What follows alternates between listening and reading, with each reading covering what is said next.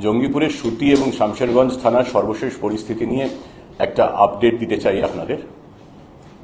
এখনো পর্যন্ত গত 11 তারিখ এবং তারপরে সুতি এবং শামশেরগঞ্জে যে হিংসা ঘটনা ঘটেছিল, সেই হিংসার ঘটনার তদন্তে এখনো পর্যন্ত মোট 60টি এফআইআর করা হয়েছে, 60।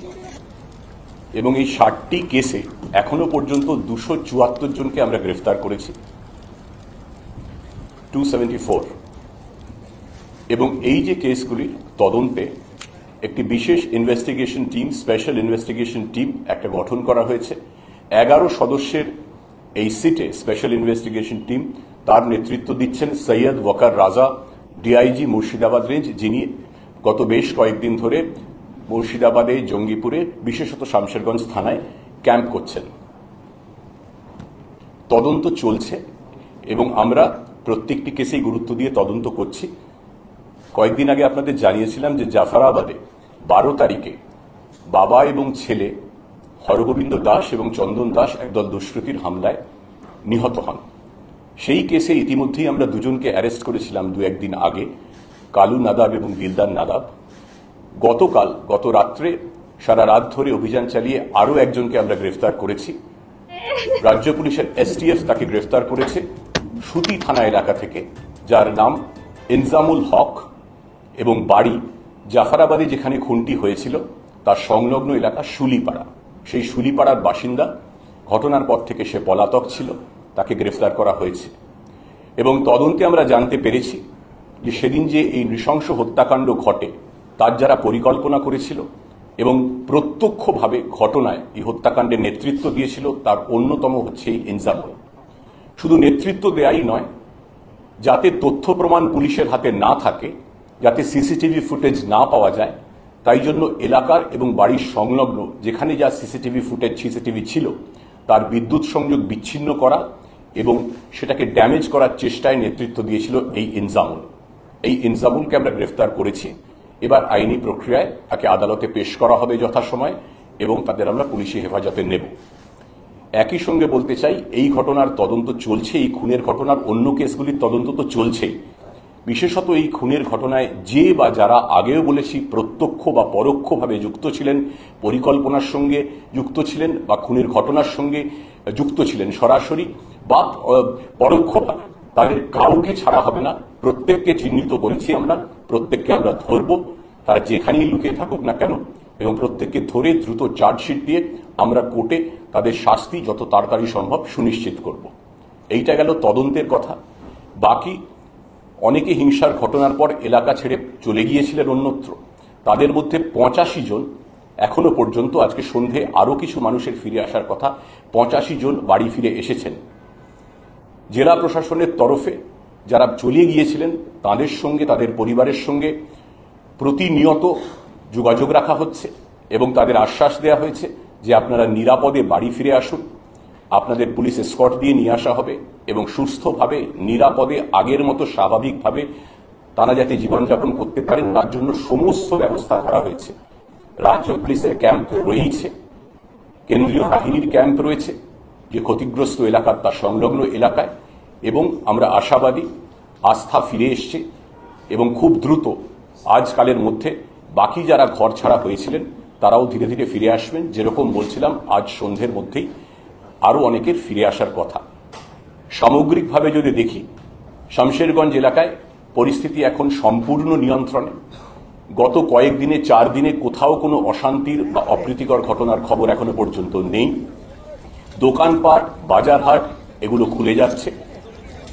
সামগ্রিকভাবে দেখলে প্রায় 70% দোকানপাট, বাজার খুলছে এবং আমরা আশা করছি বাকি যেটুকু আছে সেটা আজ, কাল, পরশুর মধ্যে সম্পূর্ণ খুলে যাবে এবং সম্পূর্ণ স্বাভাবিক ছন্দে আবার শামশেরগঞ্জ ফিরে আসবে। খোলা রাখুন, গুজবে কান দিবেন না, গুজব ছড়াবেন না, গুজবে কান দিবেন না, গুজব ছড়াবেন না।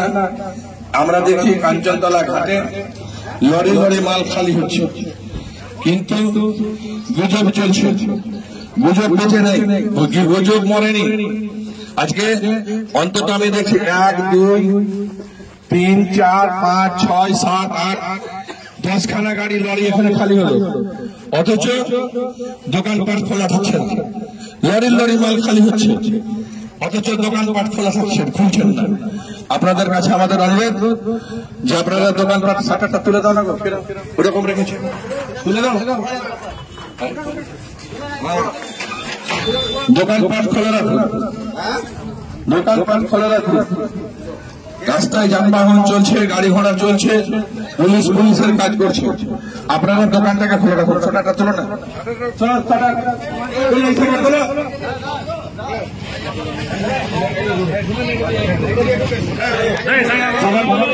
চালু রাখুন, তুলে দাও,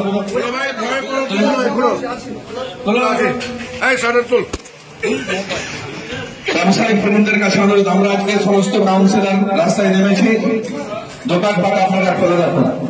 সমস্ত কাউন্সিলর আমরা রাস্তায় নেমেছি, আপনারা দোকানপাট খোলা রাখুন। শান্তিপূর্ণ সেই আন্দোলনের পিছনে মদ খাইয়ে লুম্পেনদের মিছিলে ভরে দিয়ে ওখানকার তৃণমূলের নেতারা তো লুটপাটটা করিয়েছে, সিসিটিভিতে সব আছে, দেখে নিন আপনারা। কখনো বিএসএফকে বলির বখরা করছে, কখনো কংগ্রেসকে বলির বখরা করছে। রাজ্য কার? কংগ্রেসের না আপনার? মুখ্যমন্ত্রীকে আমরা না আপনি? ওখানকার এমএলএকে আমরা না আপনি? ওখানকার পঞ্চায়েত কাদের আমাদের না আপনার? সবই তো নিয়ে বসেছেন লুটপাট করে কেড়ে কুড়ে। এখন ছেলে ভুলানোর গল্প করছেন যে কংগ্রেসের এলাকা। আরে আপনি আসুন, আপনার উচিত আসা, যদি মুখ্যমন্ত্রী আপনার আসা উচিত এখানটায়। এই মুহূর্তে 7-8 দিন পার হয়ে গেছে, রক্তাক্ত মানুষ ঘর বাড়ি ছেড়ে পালিয়েছে, হিন্দু পালিয়েছে, মুসলমান পালাচ্ছে, হাসপাতালে ভর্তি হয়ে আছে গুলি খেয়ে 12 থেকে 15 জন। কলকাতার অ্যাপেলোতে ভর্তি হয়েছে একটা ছেলে, যান খোঁজ নিয়ে দেখুন, মৃত্যুর সঙ্গে লড়াই করছে। একবার আসুন আপনি, আপনার তো উচিত ছিল একবার আসা। আরে ফারাক্কা বেরিয়ে ভালো ভালো গেস্ট হাউস আছে, এখানে এসে আসতে পারতেন, কচি কচি মাছ ভাজা খেতে পারতেন, পোস্তর বড়া খেতে পারতেন, কবিতা লিখতে পারতেন, দুঃখের কাহিনী লিখতে পারতেন। একবার আসুন, দেখে যান এখানকার মানুষ কেমন আছে, মাটি মানুষ কেমন আছে দেখে যান। এখানকার মাটি রক্তে ভিজে গেছে, এখানকার মায়েরা স্বামী হারা হয়ে গেছে, এখানকার মানুষ ঘর বাড়ি ছেড়ে পালিয়েছে। আজ শুক্রবার, পবিত্র জুম্মার দিন। আমি সমস্ত মুসলিম ভাইদেরকে বলবো কি আল্লাহর নির্দেশ অনুযায়ী আপনারা সকলে জুম্মার নামাজ আদায় করুন এবং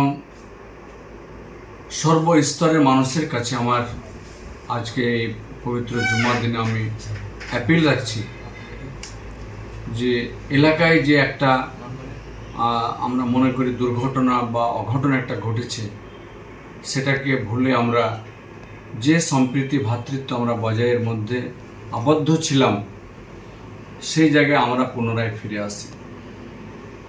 কারণ ঘৃণার বদলে ঘৃণা ঠিক নয়, ঘৃণার বদলে দরকার হচ্ছে প্রেম ভালোবাসা। কাজে এই প্রেম ভালোবাসার মধ্যে দিয়ে আমরা ঘৃণাকে দূর করতে পারবো, এটা আমরা নিশ্চিত।